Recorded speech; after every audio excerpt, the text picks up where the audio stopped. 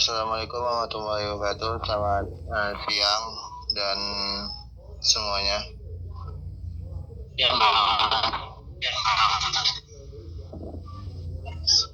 Hari ini kita akan presentasi untuk pembahasannya, yaitu konsep tentang Tuhan dalam berbagai pandangan filsafat dan teknologi. Oke, kita lanjut aja, yaitu latar belakang.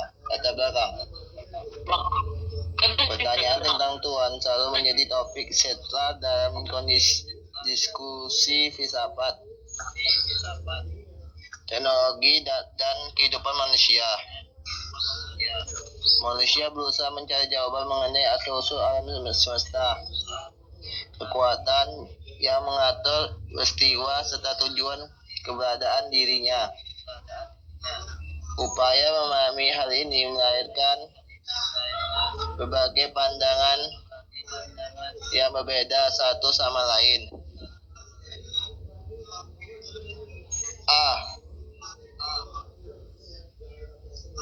Ateisme galaksik.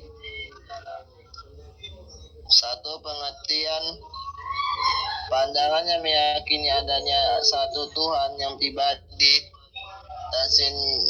transenden atau berada di luar dan melampaui alam semesta, sekaligus imanen atau hadir dan bekerja di dalam alam semesta. Prinsip Tuhan. Prinsip utama. Satu, Tuhan Esa Tunggal, tidak ada sekutu, tidak ada menyerupainya. Tuhan sempurna, mutlak, Maha Kuasa, Maha Mengetahui, Maha Hidup, Maha Adil dan Kekal. Tokoh yaitu Ibnu Sina, Al-Ghazali, Thomas, dan lain. Dan selanjutnya saya akan menyampaikan yang kedua, yaitu teisme kepada Bang Maiman. Yang silakan. Oke Bang. Oke teman-teman, saya akan menjelaskan itu pengertian deisme. Deisme adalah filsafat yang meyakini bahwa Tuhan ada dan merupakan cipta alam semesta.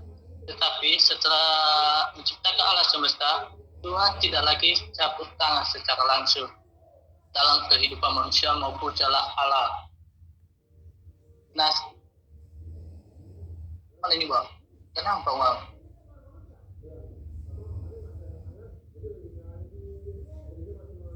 Ada sejarah singkat deisme. Deisme berkembang di Eropa pada abad ke-17 hingga abad ke-18, terutama pada masa yang dikenal sebagai zaman pencernaan atau Enlightenment. Nah, yang ketiga itu ada beberapa ciri-ciri deisme. Yang pertama itu meyakini adanya Tuhan sebagai pencipta alam semesta. Yang kedua, menolak bahwa Tuhan terus-menerus campur tangan dalam kehidupan manusia. Yang ketiga itu percaya bahwa alam berjalan sesuai hukum yang telah ditetapkan Tuhan. Dan keempat, mengutamakan akal dan dibandingkan wahyu dan mukjizat. Yang kelima itu umumnya tidak menerima mukjizat sebagai campur tangan langsung Tuhan. Yang terakhir, menganggap manusia dapat mengenal Tuhan melalui alam dan logika. Nah, ada beberapa tokoh-tokoh deisme. Yang pertama, Edward Herbert yang sering disebut dengan perkembangan deisme, disebut sebagai pelapor deisme di Inggris. Yang kedua, John Toland yang berpendapat bahwa agama harus dengan akal. Yang ketiga itu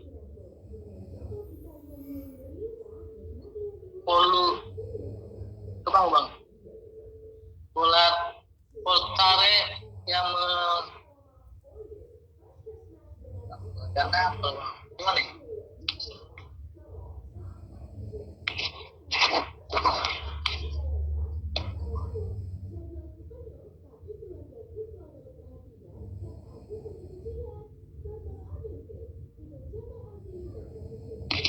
Oke, lanjut. Ada beberapa kelebihan dan kekurangan deisme. Yang kelebihannya yaitu mendorong manusia berpikir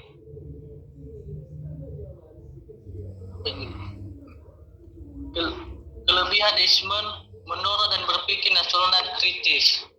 Yang kedua, menghargai perkembangan ilmu pengetahuan. Yang ketiga, mengajak manusia mempelajari alam sebagai ciptaan Tuhan. Yang terakhir, menekankan penggunaan logika dalam memahami kehidupan. Nah, ada beberapa kekurangan deisme. Yang pertama itu memberikan wahyu kepada manusia. Yang kedua, mengutus nabi dan rasul. Yang ketiga, mengabulkan doa. Keempat, melakukan mukjizat. Dan terakhir, serta terus mengatur kehidupan makhluknya.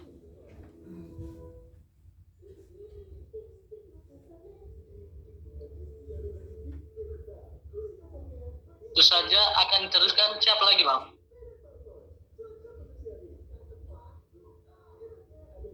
Oke, terima kasih untuk Bang Maiman Christian. Oke, kita lanjut kepada Bang Rizky Saputra. Saya mempersilakan.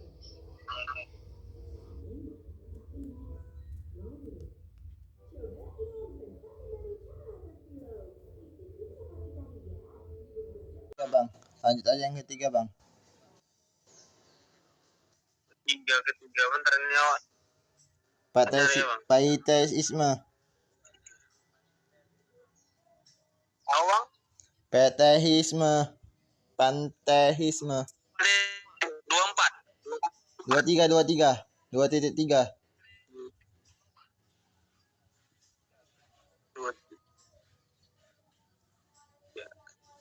Oke, Bang, nih ya.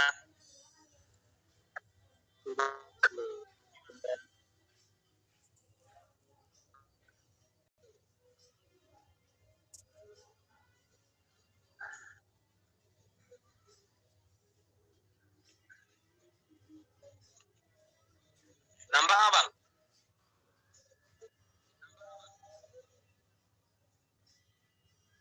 Nampak nggak, Bang? Nampak, udah. Oke. Ini lanjut tentang atau dalam kurung panteisme.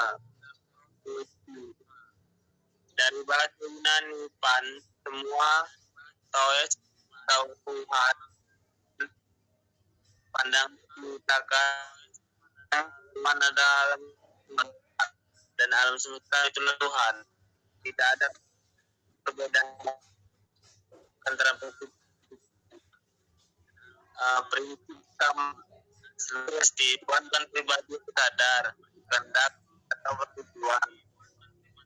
Tidak ada penciptaan dari keadaan, alam semesta itu bagian dari Tuhan. Dan penderitaan dan kebaikan juga dianggap dari Tuhan.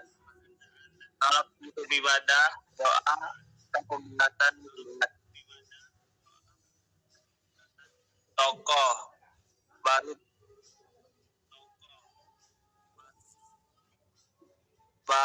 spionage dan serupa pada singkat ditunduk Advaita Vedanta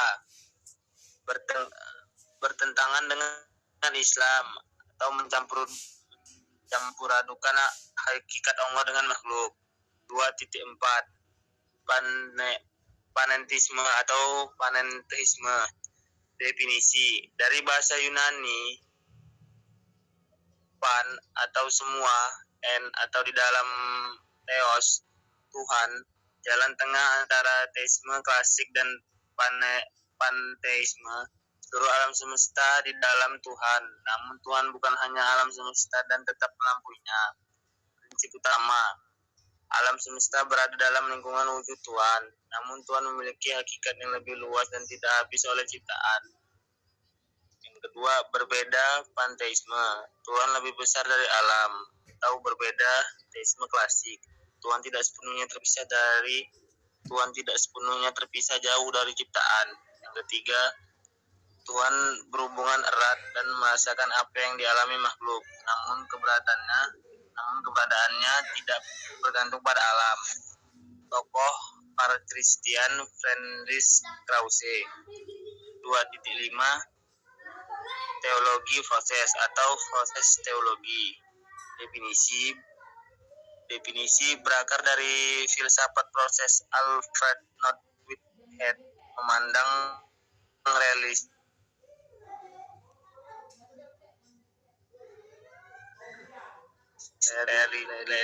hakiki adalah perubahan dan proses tersebut. Prinsip utama memiliki hakikat atau dalam kurung tetap berkebaikan dan kemungkinan perubahan atau proses kejadian dan mengalami atau menolak Tuhan yang tak berubah dan berkuasa menentukan segala sesuatu. Tuhan hanya membimbing, mengajak, tidak memaksa kehendak makhluk. Nah, habisnya Bang. Nomor 3, kejahatan terjadi karena kebebasan makhluk dan hukum alam, bukan kehendak Tuhan. Tuhan menyampaikan seluruh pengalaman makhluk dan mengatakan semesta menuju terus. 2.6 Perspektif atau non-perspektif. Definisi kumpulan pandangan yang tidak meyakinkan keberadaan Tuhan. Pribadi sebagaimana dimaksud dalam teisme. Liputi 1 ateisme. Peluang sama sekali.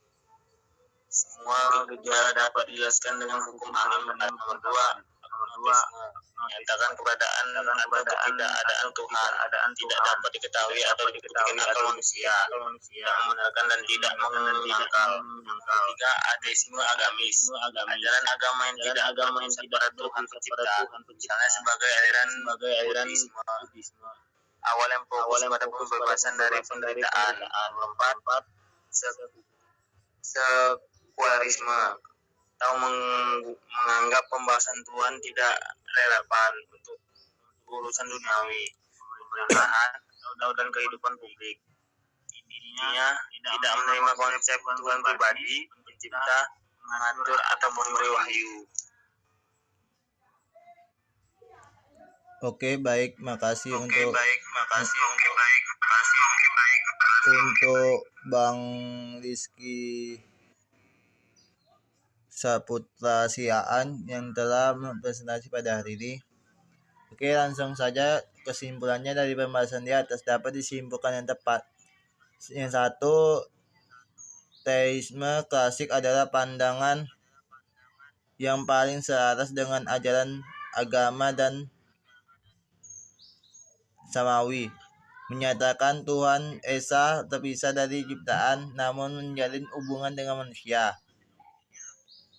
2, deisme mengaku Tuhan sebagai pencipta menolak mencampur tangan langsung setelah pencipta menjadi salah satu aliran penting. Bang, ini Aku Tuhan sebagai pencipta menolak campur tangan langsung setelah pencipta menjadi salah satu aliran penting. Yang ketiga, panteisme menyamakan hakikat Tuhan dengan alam semesta sehingga menghilangkan batas antara pencipta dan makhluk.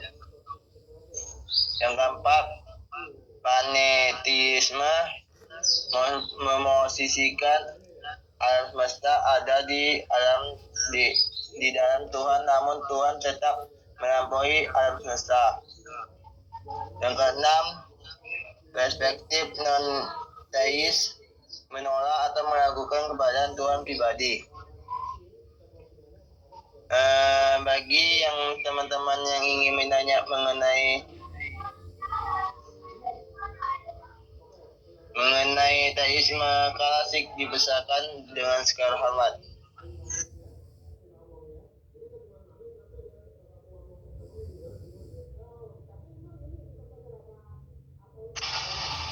Untuk Bang Rizky atau Bang Naiman, ada yang mau ditanyakan mengenai teisme klasik? Enggak ada, Bang. Nggak ada bang.